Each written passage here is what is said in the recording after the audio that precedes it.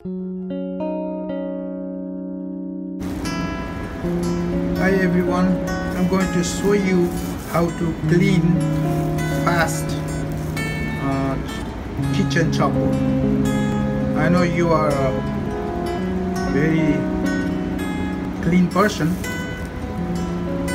I saw your chopboard is clean, but still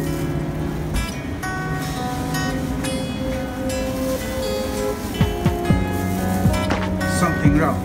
Okay, look, it's easy. It's a bleach. It's a bleach. Put in bleach.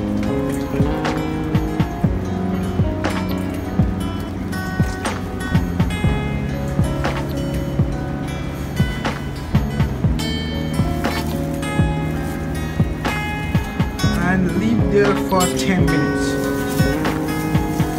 Okay.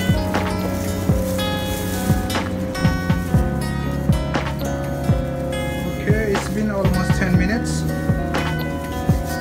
Look. Now we have to cut.